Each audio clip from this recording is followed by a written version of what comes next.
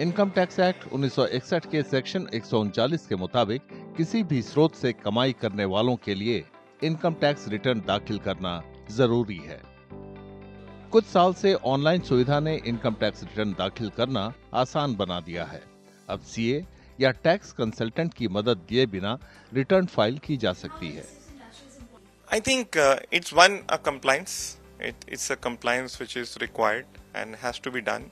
And by and large, I think the government is ensuring by sending reminders, by creating various awareness programs that it should be done. So I would put it like this: there is no downside, and it's an obligation, responsibility which all of us have to comply with, and we should do it. वैध pan number के जरिए ITR ई filing portal पर login करके income tax return file की जा सकती है। ई filing portal पर लॉगिन करने के बाद अपनी आय के स्रोतों और योग्यता के आधार पर मुनासिब ITR फॉर्म का चुनाव किया जाता है। ITR 1 वेतन भोगियों के लिए है। ऐसे लोगों की आमदनी फॉर्म 16 के मुताबिक पगार, हाउस प्रॉपर्टी और दूसरे स्रोतों से होती है। टैक्स देने वालों को पहले से भरा हुआ ITR फॉर्म मिलता है, जिस पर एम्प्लॉयर से मिले फॉर्म 16 के आधार पर जरूरी बदलाव किए जा सकते हैं। एक्सपर्ट कहते हैं कि ITR फॉर्म का सबमिट बटन दबाने से पहले सटीक और पूरे आंकड़े भरना जरूरी है। Cross check and verify their incomes over the past in the last year.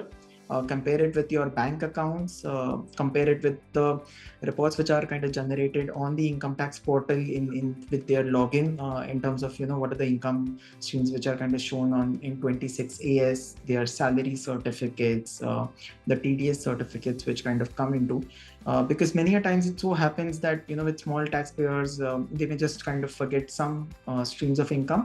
And once you file the return, then the government already has its own database where in CPC that will kind of automatically be picked up, and then notices will be issued to you in case if you miss any stream of income, and then there could be penalty and interest exposure. Form submit करने के बाद आधार, OTP या दूसरे विकल्पों के जरिए अपना return ई सत्यापित किया जा सकता है। सबमिट करने के बाद रिटर्न फाइल करने वाले को रजिस्टर्ड ईमेल पते पर इनकम टैक्स रिसिप्ट मिलती है। इसे आगे के लिए सुरक्षित रखना चाहिए।